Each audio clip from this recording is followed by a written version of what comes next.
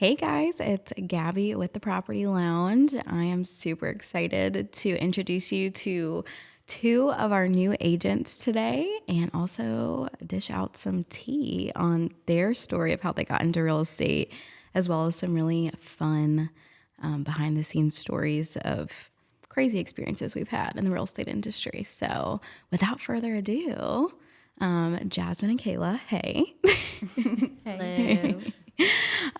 So, really excited to have you guys on the team. And I am also excited to introduce you to the world.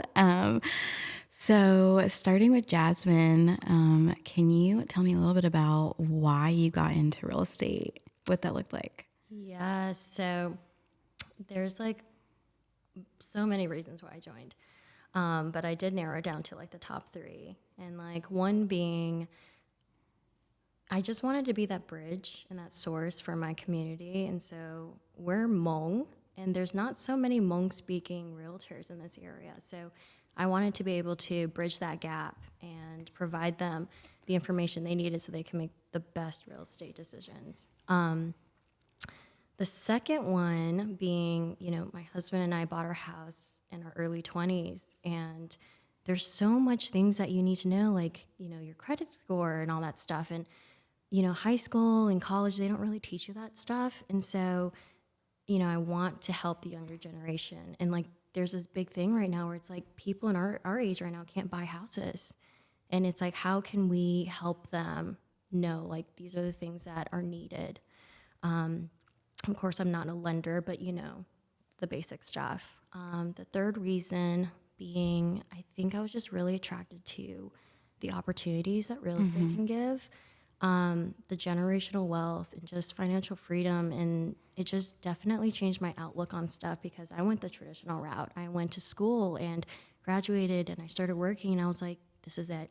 This is going to be my salary for the rest of my life. And adding kids onto that it's going to make it more difficult. And so it really just attracted me, like the wealth that you can get from investing in real estate. But yeah, those are my top three reasons. Okay, so I want to touch on something in particular. So I'm going to say this wrong. You said you're Hmong. Yes. Okay, so where does that originate from?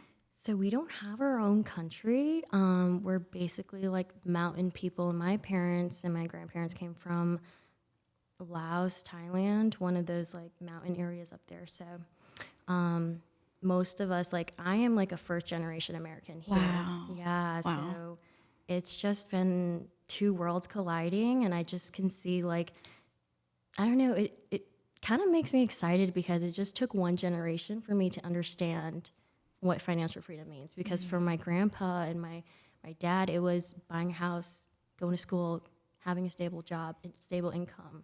And then now I'm like, that's not, I mean, we always want more. I hate to say that, but that's not enough. Like we have to learn about investment. We have to buy a house and let it go, get that equity and get a nicer house, or do a HELOC loan and renovate it so that the resale value goes up. And so I don't know, it's just super exciting. Yeah, no, that's so awesome.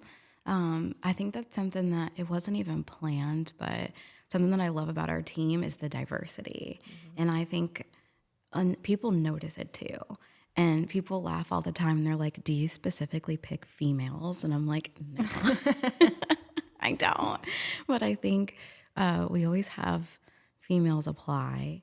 But also, I think we're just a really diverse group and we're from all different walks of life. And I love that. I didn't know that about you. So that's super cool. Okay, you're up. So, yeah, why'd you get into real estate and what's your story? So I got into real estate after I went out on maternity leave. I took the traditional route as well, went to school, had a regular nursing job. And then when I went on maternity leave, I wanted to be a stay-at-home mom just because we didn't want to put our baby in daycare. And so my husband does new construction. He's an agent in a new construction community. And we always talked real estate, and I loved everything about it. And so one day he was just like, I think you should really pursue real estate. And I was like, no, maybe it's not for me. Like, I never thought I'd be like a good enough agent to even do it. And so one day it all clicked, and I was like, okay, I'm going to go back and get my real estate license, see how it goes. Because also he was giving out leads, and he was like, like, why not give it to you? So it was one of those things that was kind of, I wouldn't say pushed on me, but I was more so encouraged to do it from my husband, not knowing that it was going to be something that I was going to really, truly enjoy doing. And I love the flexibility of it, and not having to, wake up and go punch a clock for somebody. Yeah. It's the freedom of it is great. And especially whenever you have a family, it just works out so much better. And you meet great people in this profession, even from like lenders and inspectors and just all different areas of real estate. You just meet so many different people. So I really enjoy that part of it. And obviously with me being a nurse, I love helping people. So I love the process of helping someone buy a home or sell their home, especially first-time home buyers, because I think we all love that. Yeah, There's just it's- something magical about it. and it is so fun because it's like you as yourself, like you got giddy about getting your first house. So it's like, I want to be the person to help someone get their first house and watch them be just as giddy as I was when I got mine. So it's really fun, and just learning different things about people and the processes. So So, going back off what I said, I feel like this needs to be touched upon. So I think that there isn't enough talk about what females go through in the real estate industry. And if you guys haven't experienced it yet, I actually had an encounter with a potential client that did not turn into a client. And this was probably 2 or 3 years ago. And it was like a aha moment for me that like we're not treated the same. And I don't think I've actually ever talked about it on social media or anywhere, just like amongst other realtors. So I got a call from somebody who said that their father wanted to sell his house. Like they found me on social media, and he was like, my dad wants to sell his house in Greer. He is interviewing another agent, but we want to have somebody who's young and modern, since the other agent is not, come and do a listing consult and price out the house and all that. So I get there, and I walk the house, and I sit down with them, and I open up my computer to do my listing consult that I normally go through. And as soon as I start talking, like every time I start talking about a point, he's like, I already know that. I already know that. I already know that. And I was like, okay, like I'm trying to like just keep going. And he was like, I'm going to stop you. I know that you said that you've sold this many houses, but I just don't believe you. Like, I just don't see it anywhere. And I'm like, okay. And he was like, how old are you? And at the time I was 26, and I was like, I'm 26. And he's like, but do you even have experience at 26? And I was like, well, I've sold a lot of houses for somebody my age, and I've done really well. And he was like, well, what kind of car do you drive? And this guy is in his like 70s or 80s. And I was so intimidated to begin with. And this was like the first house that I had ever had the opportunity to sell that was like in the 600,000 range. So it was intimidating to begin with. And I had a Kia Niro back then. And I was like, I drive a Kia. And he was like, see, that's the problem. Because in the sales world, it's about what people see. And how are you going to sell my house for $600,000, but you drive a Kia? I was ready to cry. He was like, I've been interviewing another agent, and I'm going to be honest with you. I already knew that I was going to go with him before you came. I wanted to give you a shot. And I obviously, like, great for the other agent. I did some digging, like, male in his 40s, like, whatever. Great for them. But like that, for me, that was a moment where I was hurt. Like I was pretty hurt over that. And it's something that you never think that you're gonna hear from somebody, but to judge somebody based on their age, I felt like because I was a young woman that I was, they weren't taking me seriously. And then I didn't drive a luxury vehicle, that I couldn't sell a $600,000 house, which isn't even, up there. It's not like it's Yeah. $1 million house. But yeah, so that was crazy. But have you guys felt in the real estate industry yet that people look differently at you because of your age or ethnicity or gender? Is my question for both of you. Have you experienced anything yet? I haven't experienced something to that degree yet, but like, I guess because I don't have the Southern accent, right? Doing cold calls when I first started, people be like, oh my gosh, you're a Yankee, you Yeah. know? And so, like, what can you know about South Carolina? And I'm like, well, I was not born here, you're right, but I lived here since I was 11. So I drove. This is where I learned to drive. This is where I've been. But, it does suck to continuously have to validate why, why you're enough. So, Yeah. No, it does. It does. That's something I don't think about either too. Like, yeah, I wasn't born here. So that was something that I went through a little bit too. So I can connect with that. What about you? Have you had any experiences yet? I have had the whole male bravado thing go on where it's like, because you're a female, they think you don't know anything. But also I've ran into maybe not me, but my clients with the whole ethnicity thing. It was a house listed like closer to back home because I know that area too. And Where's back home for you? Pageland. So the house was in Indian land actually. Okay. So I was going to show them a house and there was an open house and the agent was there and she saw them because they got there a little early and she saw them and obviously they didn't go in the house without me. And she locked up and so we were going in the house and they loved it and they wanted to put an offer in on it. And so we did. And I think she had already prejudged them and just thought that they couldn't afford the house and their pre-approval. Sometimes I feel like whenever you put the amount, they use it as like a negotiating type thing where they want to say, oh, well, let's max out your offer because you're pre-approved for this much. And so we switched to their pre-approval to where it wouldn't say exactly how much they were pre-approved for, but they were pre-approved to buy that house. Yeah. And so we did that and she was like, no, if it doesn't have the amount on this offer, then I'm not even presenting it to my client. I'm not going to waste his time. And I'm just like, but they're pre-approved and I wouldn't be submitting an offer if they couldn't afford it. And so she just went back and forth the whole time with me. And honestly, the only reason that we could think of was it was a racial thing, like just solely strictly based off of that, because otherwise they were pre-approved. If you hadn't seen us, you would have never known what we looked like. Yeah. And you would have been fine with their offer. Yeah. But it's like, and then it was crazy too because I had talked to her before we ever drove down that way.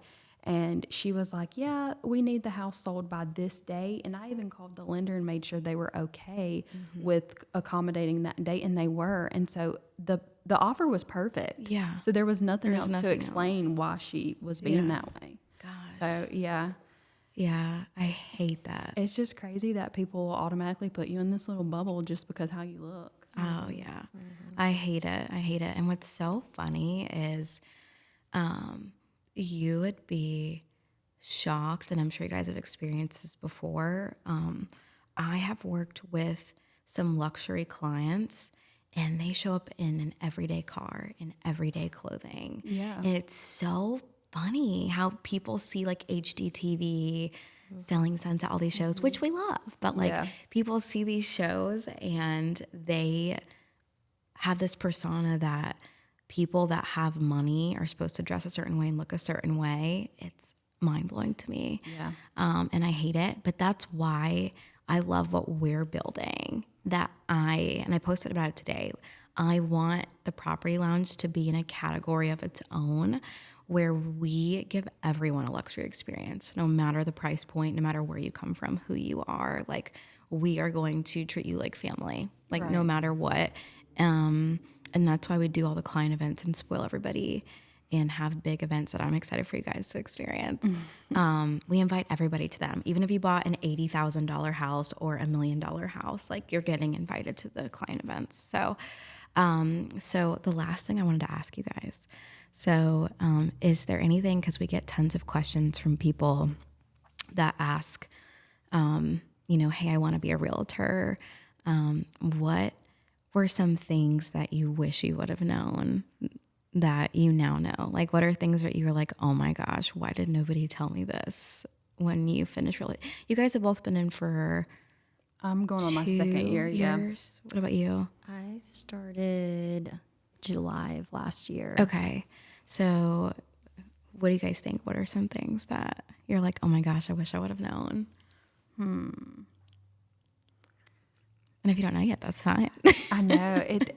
I don't know. The advice I always give people who want to go into it is like have a lot of money saved up to begin with. Oh, yeah. Because all the fees. Like I knew about the fees, but I didn't know like really in depth all the fees that come along with it. Like your association dues, and then like your quarterly dues, and then like Supra, and like all the things that come along with it, and like really understanding that you're strictly commission. There's no other way for you to make money if you don't sell a house. Yeah. But as far as not knowing anything, And you're not going to get your first deal your first for a while. week. more than- Yeah. yeah. I think it took me 6 months to close my first deal. So you're doing way better than I was. And a lot of people should know that too, because they go into it. Oh, I'll have my first deal within the first month. Like I'll be fine. And it's a lot of people are like, I'm going to quit my job. I just got my license and I'm going to be a millionaire, and it's fine. Yeah. And it's not going to. this unrealistic expectation of, oh, I'm going to make all this money right off the rip, and Yeah. you're really not. No. People aren't told those things. Yeah. And so they go into it thinking, oh, I'm going to immediately start making money, and it just doesn't happen Yeah. like that. And it sucks for people to think that way, just because you see a lot of people quit in their first year because of that very reason. Yeah, it's true. What about you? I'm going to piggyback on that a little bit, because I feel like real estate's not going to be for everybody. And it's just like every other profession. It's not going to be for everybody. You really have to have a business mindset. Oh, yeah. Because no one's going to hold your hand, because everybody is their own business, right? We're all 1099. And like you said, we're commission. And so when people come from the traditional route of like, regular jobs, you come in, you're like, I need X, Y, and Z. Is there like a roadmap of all the things I need to pay for? And it's like, there's not, because you have to do your own research. And that is the point of starting your own business. Is you have to do the research. You have to do the long nights of like, what does this mean? I'm going to watch a YouTube video, or I'm going to find a mentor or a coach that's going to teach me. And so like knowing that you have to put money into your business is crucial, and that's why like everyone says you need to interview brokerages, and everyone's like, see what they can do for you. And I'm like, I get that. But at the same time, this is your business. Like, it's more than just what a brokerage can do for you. It's, do their goals align with yours? Are you surrounded with the people that have the same vision and drive that you do? It's not about, oh my gosh, you're going to pay for this. They actually pay for my association, which I don't think anybody does that. But, it's like, oh my gosh, and you just get attracted to it. And it's like, it's zero commission. Or like, we're going to get 100%. And it's like, well, if you get that, you have to see what you're trading for. You're trading that for no mentorship. You're trading that for stuff. Like, you have to buy your own signs. Your photography, you're going to have to pay for. So I think a lot of people, like you said, they come in with unrealistic expectations, and you really have to, be honest with yourself and say, am I a business person? Am I going to be able to learn this? Yeah. But to answer your question, I think one of the hardest things for me, it wasn't the course, it wasn't the testing, it was like what kept me up at night was negotiations. Because I was like, oh my God. And they don't teach you that in real estate school. Right. There's like no class. It's like you write your first offer, and that's how you figure it out. It's so scary. And then you get like, counters.